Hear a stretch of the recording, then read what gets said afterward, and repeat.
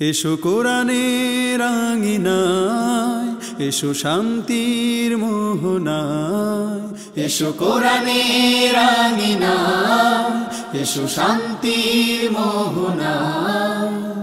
জীবনকে রাঙাতে, ফুলে ফুলে সাজাতে আল্লাহর প্রেম সুধা নিয়ে এলো পিএইচপি কোরআনের আলো, পিএইচপি কোরআনের আলো। আসসালামু আলাইকুম। একটি মানুষের জন্ম থেকে মৃত্যু পর্যন্ত কিংবা একটি সমাজ রাষ্ট্রের যাবতীয় প্রয়োজনের দিক নির্দেশনা যদি আমরা পেতে চাই, তাহলে আমাদের দ্বারস্থ হতে হবে সেই আসমানি কিতাবের, যার নাম আল কুরআনুল কারীম। আল কুরআনুল কারীমের নির্দেশনা অনুসরণ করেই আমরা পেতে পারি সাফল্য ইহকালীন জিন্দেগিতে এবং পরকালীন জীবনে। সেই আল কুরআনুল কারীমের তিলাওয়াতের অনুষ্ঠান, হিফজুল কোরআন প্রতিযোগিতার এক অনবদ্য আয়োজন পিএইচপি কোরআনের আলো প্রতিভার সন্ধানে 2023-এ আপনাদের সকলকে স্বাগত জানাচ্ছি আমি শাহ ইফতেখার তারিক। এই অনুষ্ঠানে টাইটেল স্পন্সর হিসেবে রয়েছে পিএইচপি ফ্যামিলি, কো স্পন্সর হিসেবে রয়েছে আল আরাফা ইসলামী bank limited, smart active gold Mehedi, centre for জাকাত ম্যানেজমেন্ট, ইনফিনিটি মেগামল ও স্যাভয় আইসক্রিম। আজকের পর্বের সম্মানিত বিচারক হিসেবে যারা রয়েছেন তাদের সঙ্গে আপনাদের পরিচয় করিয়ে দিচ্ছি। যথারীতি আমাদের মাঝে উপস্থিত রয়েছেন ওস্তাদুল হুফাজ শেখ আব্দুল হক, হাফেজ মাওলানা আবু ইউসুফ, শেখ ফখরুল হুদা। সম্মানিত অতিথি হিসাবে আমাদের মাঝে উপস্থিত রয়েছেন দুজন বিশ্বজয়ী হাফেজ, যারা পিএইচপি কোরআনের আলোর এই মঞ্চকে আলোকিত করেছিল, আবার আলোকিত করেছে বিশ্বমঞ্চ। একজন হচ্ছে বিশ্বজয়ী হাফেজ তরিকুল ইসলাম, অপরজন বিশ্বজয়ী হাফেজ তানবীর আহমদ। পরিচয় পর্ব শেষ হলো, এবার প্রতিযোগীকে মঞ্চে ডাকবার পালা। মঞ্চে ডাকার আগে আজকের পর্বের নিয়মটি বলে দিচ্ছি। সম্মানিত বিচারক পবিত্র কোরআনের একটি আয়াত তিলাওয়াত করবেন, সেই আয়াত থেকেই প্রতিযোগীকে তিলাওয়াত করে যেতে হবে। মনে রাখতে হবে আজকের পর্ব থেকে দুজনকে বিদায় নিতে হবে, আর তিনজন চলে যাবে পরবর্তী রাউন্ডে। গত পর্বের পারফরমেন্স এবং আজকের পারফরমেন্সের বিবেচনায় সম্মানিত বিচারক মণ্ডলী পরবর্তী পর্বের জন্য তিনজনকে বেছে নেবেন। প্রথম প্রতিযোগী হিসেবে মঞ্চে ডেকে দিচ্ছি কুমিল্লার আল আমিনকে। হাফেজ আল আমিন।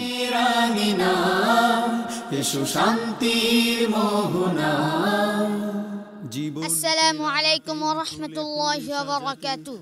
ওয়া আলাইকুম আসসালাম ওয়া রাহমাতুল্লাহি ওয়া বারাকাতুহু।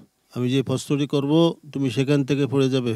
আউযু বিল্লাহি মিনাশ শাইতানির রাজীম। বিসমিল্লাহির রহমানির রহিম। مثل الذين كفروا بربهم أعمالهم أعوذ بالله من الشيطان الرجيم.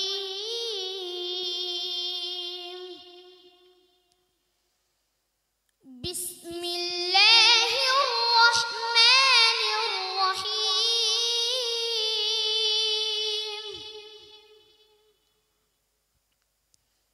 مثل الذين كفروا بربهم أعمالهم كرماد اشتدت به الريح في يوم عاصف لا يقدرون على شيء مما كسبوا.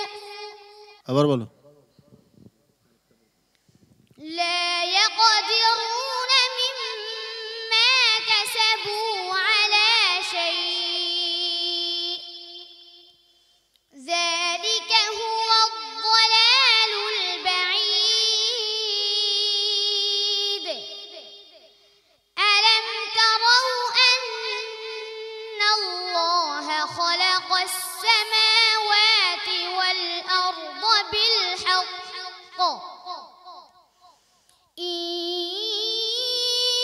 يشأ يذهبكم ويأت بخلق جديد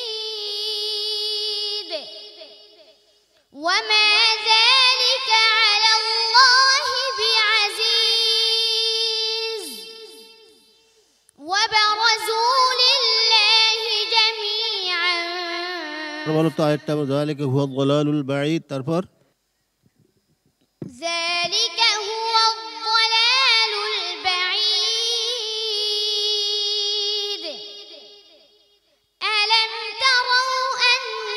আলাম আলাম তারাও আছে নাকি এখানে? আলাম তারাও তো দুই জায়গায়, শুধু কোরআন শরীফে 21 পারায় 29 পারায়।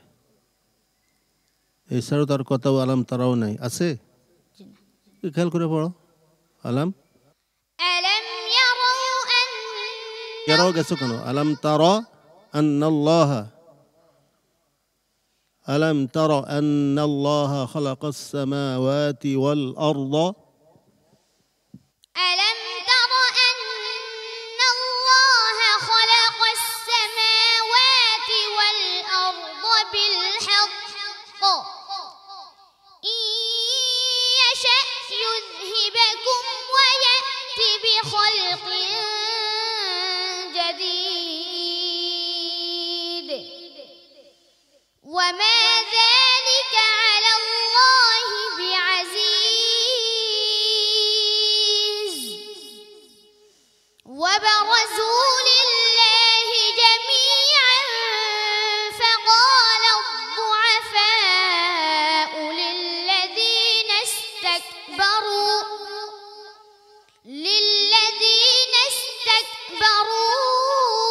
إنا كنا لكم تبعا فهل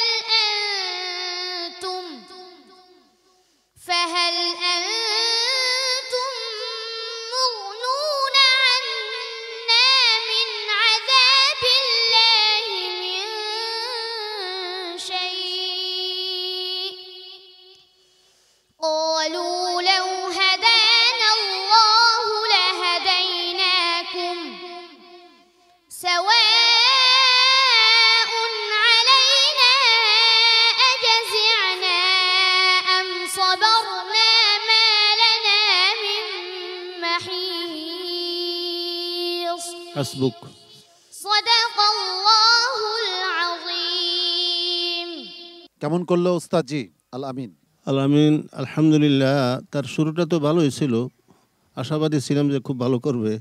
তারপরও প্রথমে একটা তাকে সতর্ক করতে হয়েছে, তারপরে দুই জায়গায় লোকমায় খেয়ে গেছে। তো এটা তো আজকের এই পর্বে আমরা আশা করি নাই। তুমি এগিয়ে যাও ইনশাল্লাহ, সামনে আরো ভালো করতে পারবে ইনশাল্লাহ। মোহতারাম আবু ইউসুফ। ধন্যবাদ সম্মানিত উপস্থাপক। আপনি জানেন যে আল আমিনরা দুর্বল কোনো প্রতিযোগী না, হাজার হাজার হাফেজদের পেছনে ফেলে দিয়ে কিন্তু এই পর্যায়ে আসা। আমি বিনয়ের সাথে আমাদের সম্মানিত ওস্তাদদেরকে বলবো, কোনো স্টুডেন্ট যদি লোকমা খেয়ে যায়, ভালো না করতে পারে, সেই জন্য তাদেরকে বেশি আদর করা দরকার। তাদের প্রতি রাগ বা ক্ষোভ প্রকাশ করা একেবারেই ঠিক হবে না। এগিয়ে যাও বাবা। হ্যাঁ, অনেক অনেক শুভকামনা। আজকের পর্বের অতিথি বিশ্বজয়ী হাফেজ তরিকুল ইসলাম। সে এই অল্প বয়সে যে সাহস নিয়ে পড়ছিল, তার মধ্যে কিন্তু যে লোকমা খেয়েছে দুটো, তার কোনো পরিবর্তন পাওয়া যায়নি। তার আগের পড়া আর লোকমা খাওয়ার পরের পড়া। আল্লাহ পাক তোমাকে অনেক দূর এগিয়ে নিয়ে যাক। আশা করছি তুমি অনেক বড় আলেম হবে এবং পুরো পৃথিবীতে তুমি কোরআনের নূর ছড়িয়ে দিবে। আল আমিন, তোমার জন্য শুভকামনা এবং ভালোবাসা আমার পক্ষ থেকে। السلام عليكم ورحمة الله وبركاته প্রিয় দর্শক, আজকের পর্বের এই পর্যায়ে মঞ্চে ডেকে নিচ্ছি নরসিংদীর প্রতিযোগী সাজিদ বিন আব্দুল আজিজকে। সাজিদ বিন আব্দুল আজিজ এবারে মঞ্চে আসছে।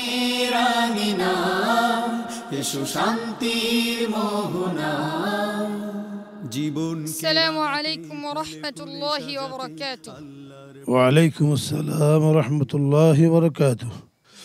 شكرا بعد أعوذ بالله من الشيطان الرجيم.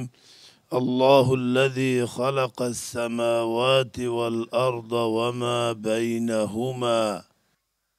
أعوذ بالله من الشيطان الرجيم. بسم الله الرحمن الرحيم.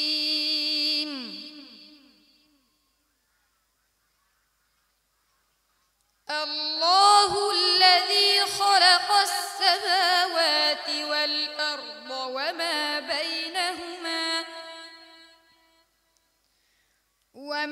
بينهما في 6 أيام ثم استوى على العرش. ما لكم من دون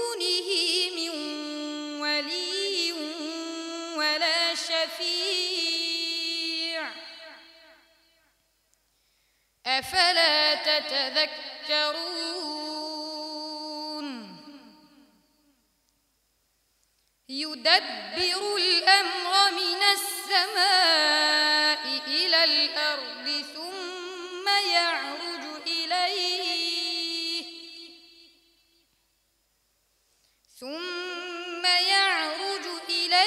في يوم كان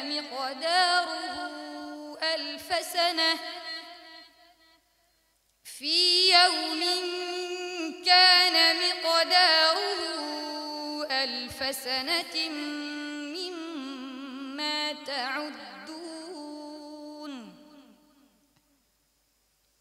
ذلك عالم الغيب والشهادة العزيز الرحيم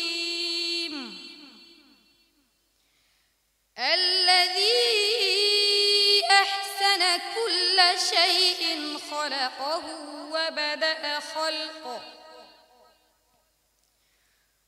وبدأ خلق الإنسان من طين ثم جعل نسله من سلالة من ماء مهين ثم سواه ونفخ فيه من روحه وجعل لكم السمع والأبصار والأفئدة قليلا ما تشكرون وقالوا أإذا ضللنا في الأرض أإنا لفي خلق جديد بل هم بلقاء ربهم كافرون قل يتوفاكم ملك الموت الذي يوكل بكم ثم إلى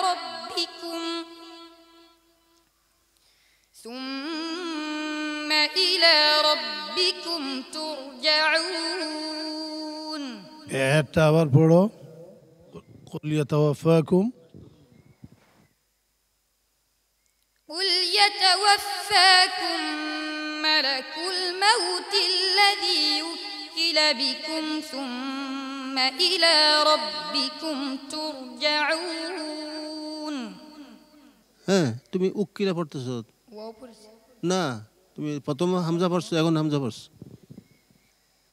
قل يتوفاكم ملك الموت الذي এই যে এখনো উক্কিলা কও এখনো বলছো উক্কিলা হামজা ওয়াও কি এক উচ্চারণ এক হয় তাহলে উক্কিলা বলো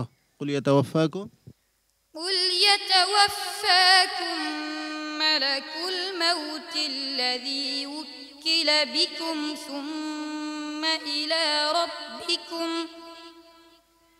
ثم إلى ربكم ترجعون حسبك أحسنت صدق الله العظيم মাশাআল্লাহ সাজিদ বিন আব্দুল আজিজ তার পারফরমেন্স আজ কেমন ছিল জেনে আসি শেখ ফখরুল হুদার কাছ থেকে মাশাআল্লাহ সাজিদ বিন আব্দুল আজিজ সুন্দর পড়ছিল মাশাআল্লাহ চমৎকার তেলাওয়াত ছিল তার আওয়াজটাও তার খুব সুন্দর ছিল আওয়াজটা তার নিয়ন্ত্রণে ছিল কিন্তু এই শব্দটার উচ্চারণ তার ঠিক হয়নি আমি বেশি খুশি ছিলাম তার আদাগুলি খুব সুন্দর ছিল সে ওয়াকফে তরারি করার পরে কোত্থেকে দৌড়ে আসতে হবে এই আমি ভাবছিলাম সে কান আমি কদার থেকে দৌড়াই কিনা না সে বলছে ফি ইয়াউমিন কান আমি খুব সুন্দর হয়েছিল খুব স্বাদ পেয়েছিলাম কিন্তু লাস্টে যাইয়া সেই জায়গায় একটু সমস্যা হয়ে গেছে তারপরে আমরা কামনা করবো সে ভবিষ্যতে আরো ভালো করবে অরদি রাটা তো স্পষ্ট করে ধরতে হবে অরদি হয়ে যায় তাকরার হয়ে যায় রাটা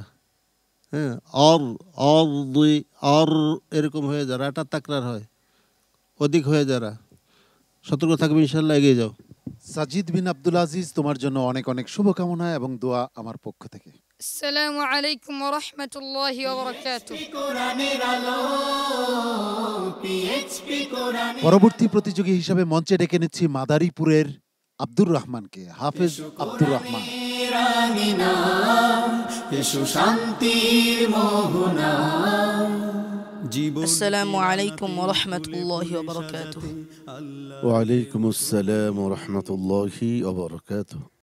أعوذ بالله من الشيطان الرجيم. وقيل للذين اتقوا ماذا أنزل ربكم. أعوذ بالله من الشيطان الرجيم. بسم الله الرحمن الرحيم. وقيل للذين اتقوا ماذا أنزل ربكم قالوا خيرا للذين أحسنوا في هذه الدنيا حسنة ولدار الآخرة خير ولنعم دار المتقين. جنات عدن يدخلونها تجري من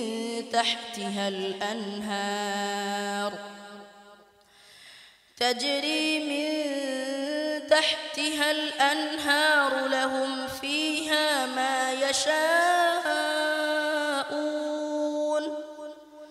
كذلك يجزي الله المتقين.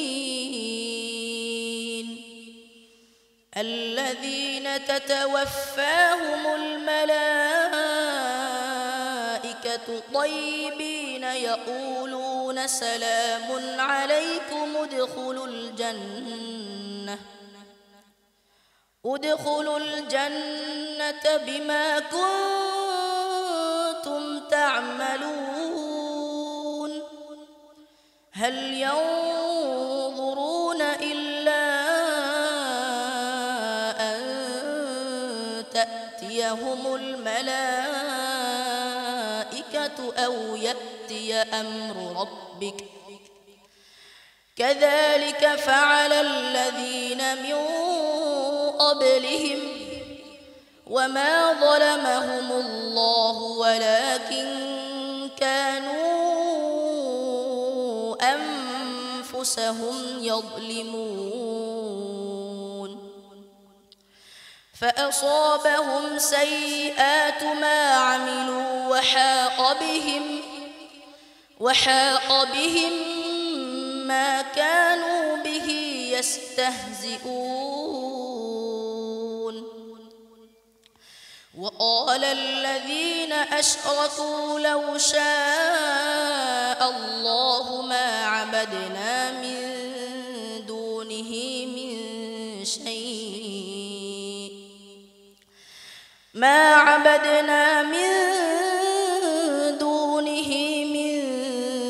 شيء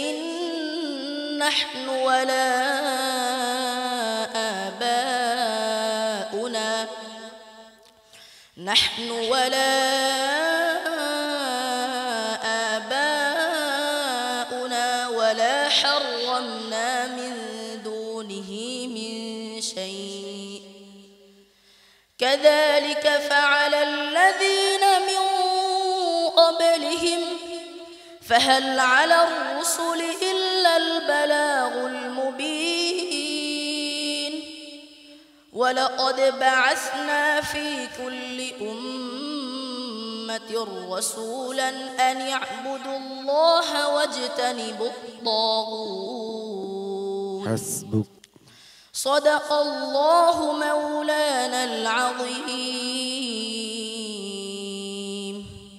মাশাআল্লাহ, চমৎকারভাবে শুনছিলাম আব্দুর রহমানের তেলাওয়াত।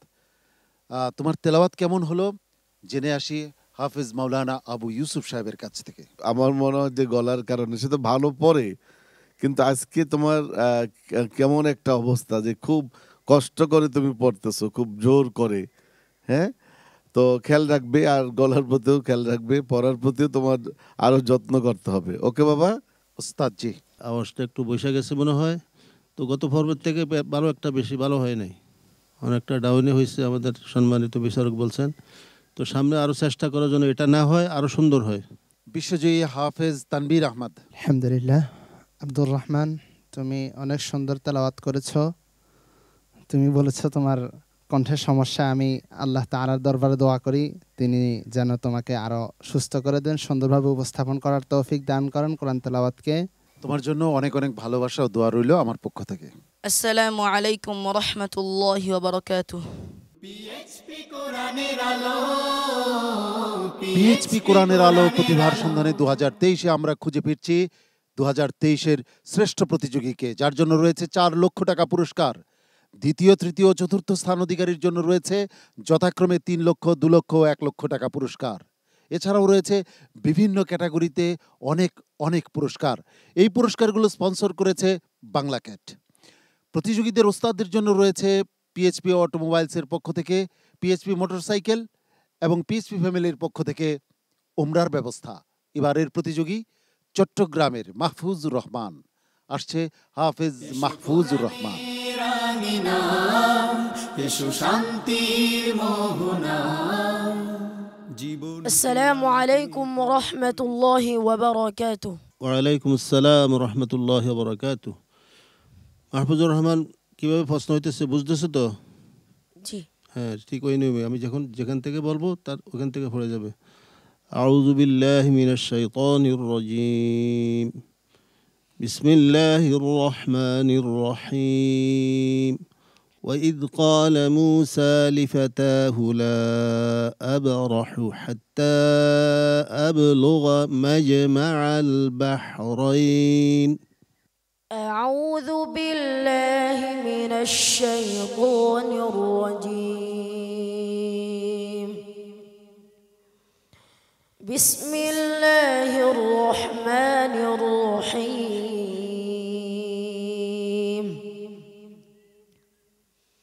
وإذ قال موسى لفتاه لا أبرح حتى أبلغ مجمع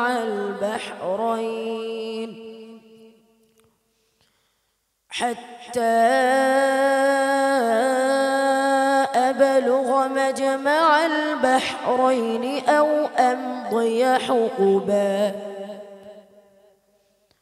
فلما بلغا مجمع بينهما نسيا حوتهما فاتخذ سبيله في البحر سربا. فلما جاوزا قال لفتاه آتنا غداءنا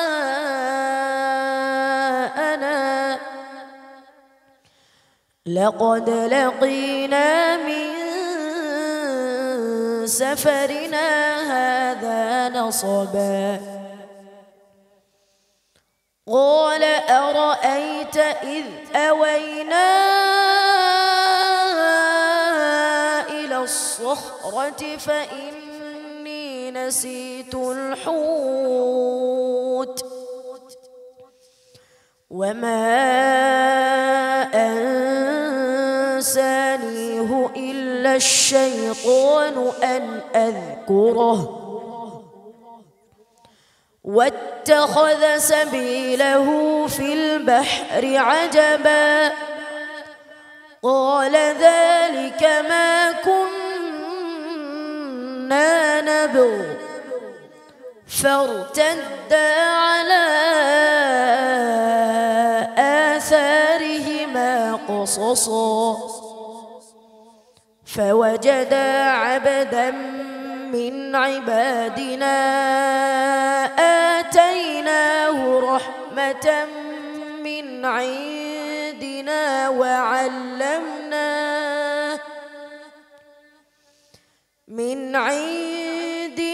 وعلمناه من لدنا علما. قال موسى هل أتبعك على أن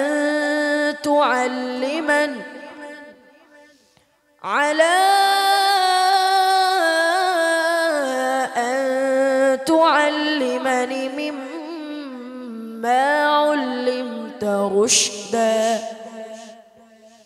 قال إنك لن تستطيع معي صبرا وكيف تصبر على ما لم تحط به خبرا قال ستجدني إن شاء الله صابرا إن شاء الله صابرا ولا أعصي لك أمرا قال فإن اتبعتني فلا تسألني عن شيء حتى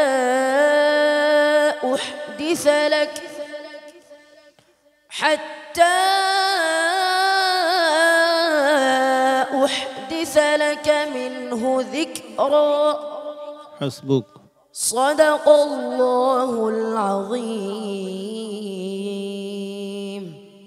ওস্তাদজির কাছে জানতে যাচ্ছি মাহফুজুর রহমান চট্টগ্রামের এই সন্তান আজ কেমন পারফর্ম করলো। চট্টগ্রামের মাহফুজুর রহমান গত পর্ব থেকে এই পর্ব তেলাওয়াত অনেকটা ভালো হয়েছে আলহামদুলিল্লাহ। তারপরও কয়েকটা জায়গায় অক্ফ ইয়াদার মধ্যে সমস্যা হয়েছে। মিন ইন্দিনের থেকে তুমি ইয়াদা করছো, আতাইনাহুর থেকে ইয়াদা করতে হবে। এগুলি তো মারাত্মক ভুল, এগুলি খুব খেয়াল করতে হবে। উস্তাদজি যদি সাথে থাকে এগুলি ধরাই দিতে হবে, তাদেরকে বুঝাই দিতে হবে ইনশাআল্লাহ, তাহলে সামনে আরো সুন্দর হবে। ঠিক আছে মোহতারাম আবু ইউসুফ, তোমার একটু মেহনত করতে হবে, তুমি তো পুরনো প্রতিযোগী। তবে গতবারের চেয়ে গত পারফরমেন্স যেমন ছিল তোমার যে পর্বটা, আলহামদুলিল্লাহ আজকে কিন্তু ভালো হয়েছে। সে যেভাবে পড়েছে আমি শুধু মুগ্ধ হয়ে শুনছিলাম। আমার বিশ্বাস এই ইফতারের পূর্ব মুহূর্তে যারা শুনছে তারাও মুগ্ধ হয়েছে। আল্লাহ পাক তাকে সামনের পর্বগুলোতে আরো সুন্দরভাবে পড়ার তৌফিক দান করুন। কিছুক্ষণের মধ্যেই ফলাফল আসবে, মন খারাপ করার কিছু নেই। আল্লাহ রাব্বুল আলামিন তোমার ভাগ্যে যা রেখেছেন তাই হবে। তোমার জন্য অনেক অনেক শুভকামনা আমার পক্ষ থেকে। আসসালামু আলাইকুম ওয়া রাহমাতুল্লাহি ওয়া বারাকাতুহু। আজকের পর্বের সর্বশেষ প্রতিযোগী হিসেবে মঞ্চে ডেকে নিচ্ছি মুন্সিগঞ্জের প্রতিযোগী হাসান আহমদকে। হাফেজ হাসান আহমদ।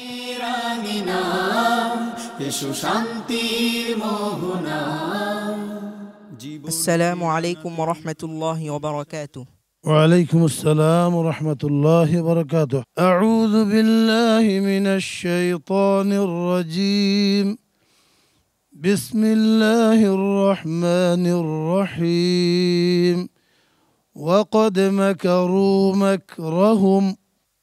أعوذ بالله من الشيطان الرجيم.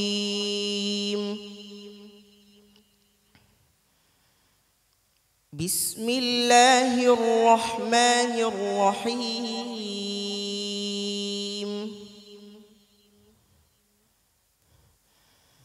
وقد مكروا مكرهم وعند الله مكرهم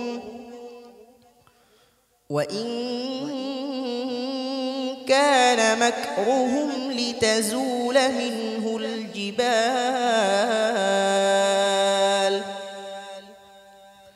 فلا تحسبن الله مخلف وعده رسله إن الله عزيز ذو انتقام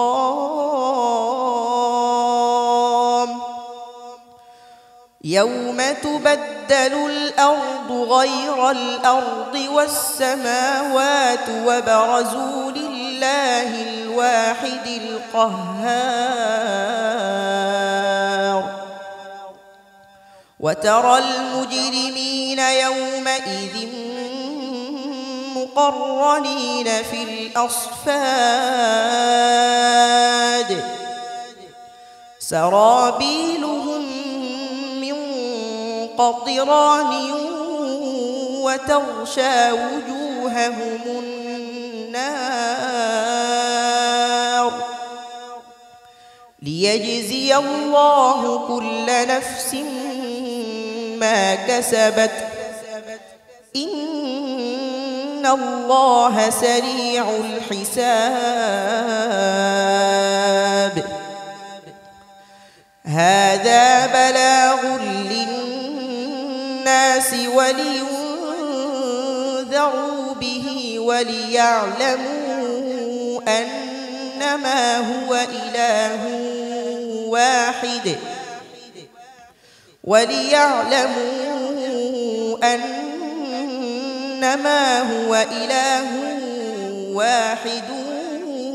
وليذكر أولو الألباب بسم الله الرحمن الرحيم يا أيها الناس فكر بسم الله الرحمن الرحيم ألف لام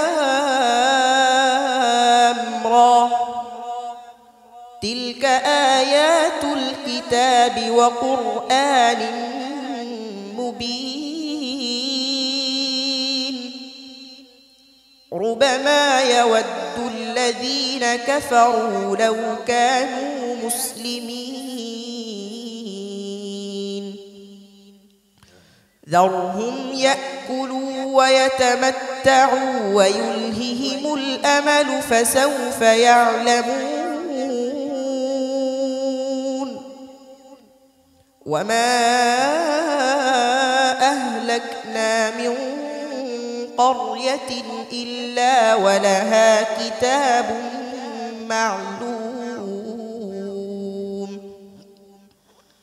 ما تسبق من أمة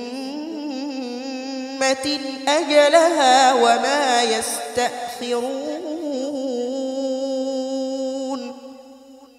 وقالوا يا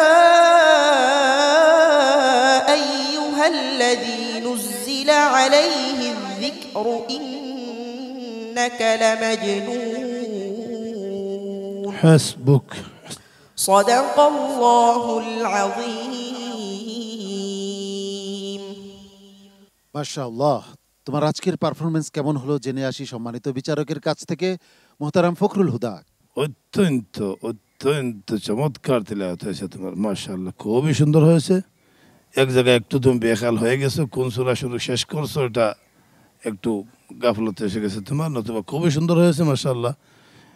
এগিয়ে যাও, আগামীতে ইনশাআল্লাহ আরো ভালো হবে। তোমার আওয়াজটা খুবই সুন্দর লাগছিল, খুবই স্বাদ পাচ্ছিলাম তোমার তিলাওয়াত শুনে।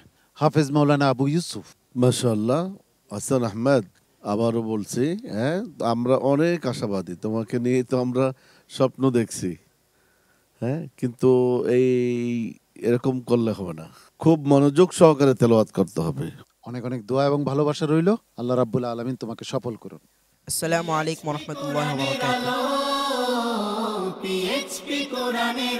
পিএইচপি কোরআনের আলো প্রতিভার সন্ধানে 2023-এর আজকের পর্বের 5 প্রতিযোগীর পারফরমেন্স আমরা উপভোগ করেছি। এদের মধ্য থেকে 3 জন চলে যাবে পরবর্তী রাউন্ডে, আর 2 জনকে বিদায় নিতে হবে। কারা যাচ্ছে পরবর্তী রাউন্ডে আর কারা বিদায় নিচ্ছে, এই 5 প্রতিযোগীর মধ্য থেকে 3 জন পরবর্তী রাউন্ডে যাবে আর 2 জনকে বিদায় নিতে হবে। কারা যাচ্ছে পরবর্তী রাউন্ডে আর কারা বিদায় নিচ্ছে তা জানতে 5 প্রতিযোগীকে আমার পাশে ডেকে নিচ্ছি আগে। তোমরা চলে এসো আমার কাছে।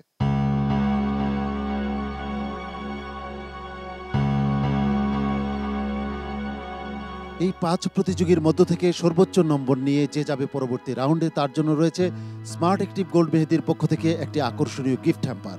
কে পাচ্ছে সেই গিফট হ্যাম্পার? সর্বোচ্চ নম্বর নিয়ে পরবর্তী রাউন্ডে চলে যাচ্ছে হাসান আহমদ। হাসান আহমদকে অনেক অনেক অভিনন্দন পরবর্তী রাউন্ডে সর্বোচ্চ নম্বর নিয়ে উঠে যাওয়ার জন্য। স্মার্ট অ্যাক্টিভ গোল্ড মেহেদির পক্ষ থেকে তার জন্য রয়েছে একটি আকর্ষণীয় গিফট হ্যাম্পার। অভিনন্দন হাসান আহমেদের জন্য।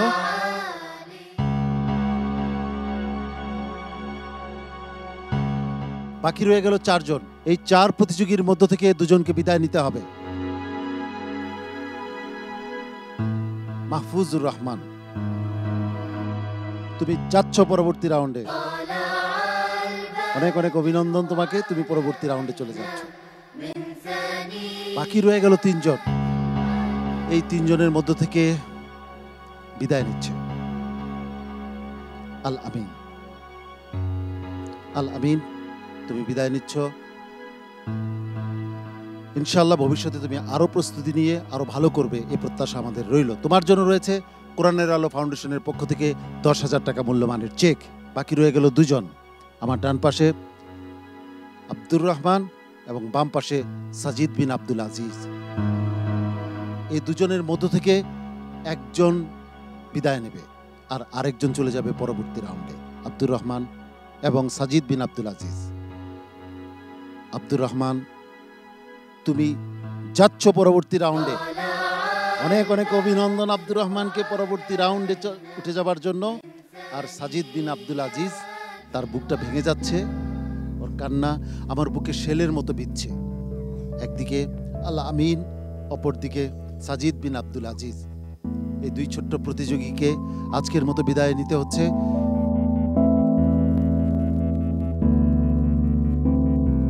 কোরআনের আলো ফাউন্ডেশনের পক্ষ থেকে থাকছে 10,000 টাকা মূল্যমানের চেক তাদের প্রত্যেকের জন্য। চেকগুলো মঞ্চে নিয়ে আসার জন্য অনুরোধ জানাচ্ছি।